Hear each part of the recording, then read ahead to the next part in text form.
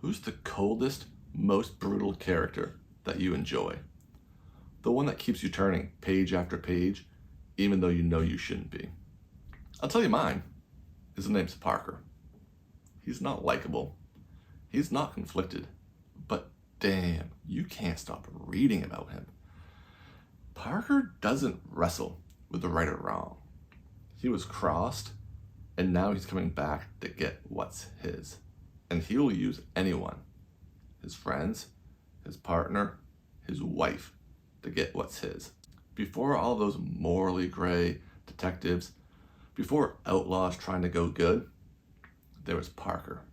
Today, we're talking The Hunter, and why it still feels like a punch in the gut, and why Richard Stark's ruthless writing style hasn't aged a day.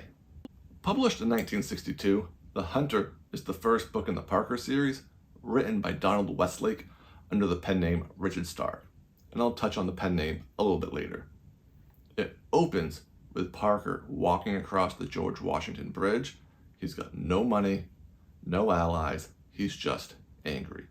And you see on that first page how quickly Parker can become a jerk to somebody for no reason. You see, he was set up on his last job.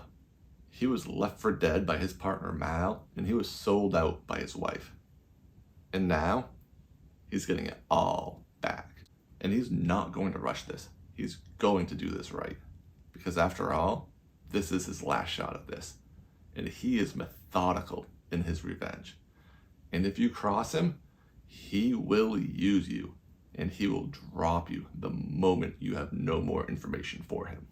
What makes The Hunter different is that it's not about justice. It's not about Parker's redemption. It's all about his process. There's no inner conflict here. There's no guilt. Parker's not going to give you some tortured monologue or soliloquy. Parker doesn't care. He doesn't regret. He's not going to wax nostalgia here. It's just going to be Parker calculating his next move. There's a moment when Parker is given a chance to walk away. Someone is willing to give him his share of the money stolen, and he could have some semblance of his life back. Wouldn't you take that chance? Parker wouldn't. Why? Because somebody crossed him, and he can't let that stand. Not because it was wrong, not because he wants to send a message, but just because it happened. Like I said, Donald Westlake wrote this under the pen name Richard Stark, and he didn't just stumble upon this name on accident. He says he chose Richard in honor of an actor of a movie he'd recently seen, but more importantly, he chose Stark as the last name because he wanted it to mirror the writing style that he uses for this book. The writing here is bare, it's clipped, it's almost surgical in its preciseness.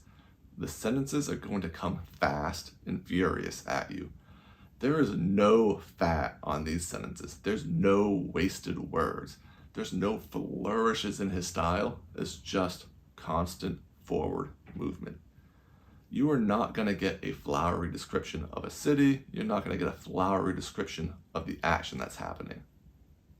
And yet the sparseness, it builds more tension than any thriller from somebody with an MFA that I've read in years. This is hard-boiled fiction stripped to its bones. A lot of times, crime fiction will give you a detective, or a hitman with a moral code, or maybe it'll be an outlaw who's trying to go good. That's not Parker. Parker is the bad guy, and he's not trying to be good. And you are in his head 100% of the time. You get no distance from him, and you get no filter from him. You will watch him cheat, lie, steal, kill. And not because Parker is evil, but because that's what the revenge demands. It's like reading a manual on how to be both efficient and heartless. And what's wild is how readable that manual is. You don't root for him. Hell, you don't even like Parker. You're not going to find him charming or smooth. He's not going to have the great line to win you over. He's not wrestling with guilt and morality that slowly wears you down to liking him. But you follow him. and there's something kind of hypnotic about him. And again, that's a credit to Stark's writing style here.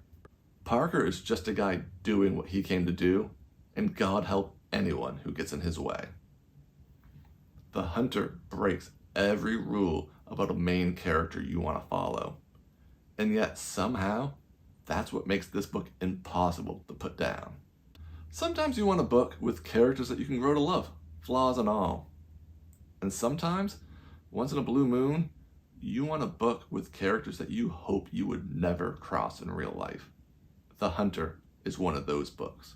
If you want a crime fiction book that wastes no time getting started and is going to take you prisoner, The Hunter should be your next read.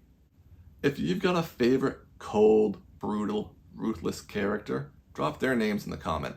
I'm always looking for more characters like Parker. And if this seems like the kind of fiction you enjoy, please consider subscribing. It would mean a lot to me. Alright, as always, I'm Matt. Thanks for stopping by the back porch, and I'll see you next time.